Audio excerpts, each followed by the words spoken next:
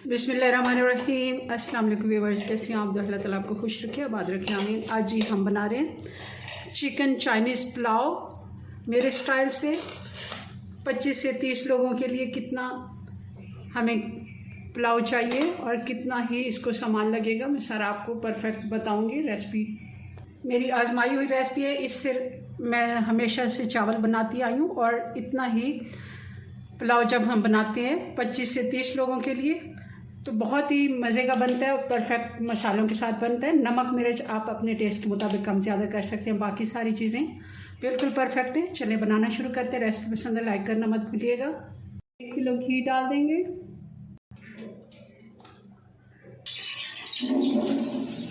प्याज भी 1 किलो बारीक लच्छे में कटा हुआ, खड़ा मसाला भी डाल देते हैं, ये भी इसके साथ ही फ्राई हो जाएगा। प्याज हमारा अच्छे से ब्राउन हो गया। अब 1.5 पाव अदरक और लहसुन डाल देंगे। टमाटर भी हम 1 किलो डाल रहे हैं, 1 से 1.5 किलो टमाटर ये।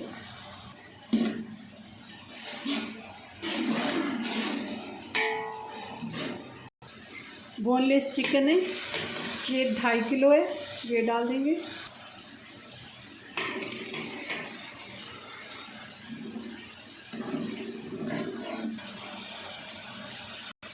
चिकन की हम अच्छे से भुनाई कर लेते हैं जब तक इसका पानी खुश्क हो जाए। हरी मिर्चें डाल देंगे, कुटी हुई लाल मिर्च डालेंगे 2 से 3 टेबलस्पून। किसी भी अच्छी ब्रांड का 2 टेबलस्पून बिरयानी मसाला डाल देंगे और 8 टेबलस्पून हम इसमें नमक डालेंगे। 1 पाव दही डाल देंगे और अच्छे से फेंट के मैंने इसको डाला है, बहुत ज़्यादा खट्टा दही नहीं है।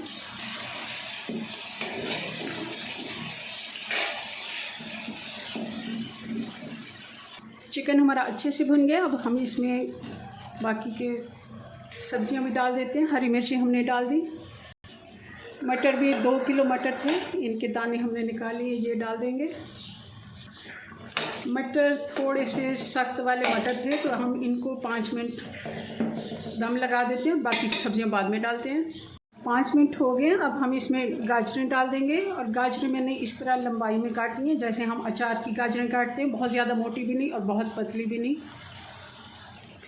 और 1 किलो आलू, वो भी हमने ऐसे ही गाजरों की तरह हमने थोड़ा जैसे चिप्स के आलू होते हैं वैसे ही मैंने काट लिया, थोड़े उससे मोटे।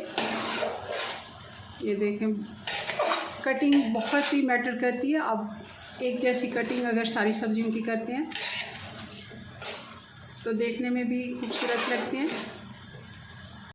अब हम 1 टेबलस्पून कुटी हुई काली मिर्च डाल देंगे और 1 चम्मच हम चाइनीज़ सॉल्ट डाल देंगे और साथ ही हम पानी डाल देते हैं। ज़्यादा देर सब्जियों को भूनने की ज़रूरत नहीं है, दम में ही गल जाएंगी।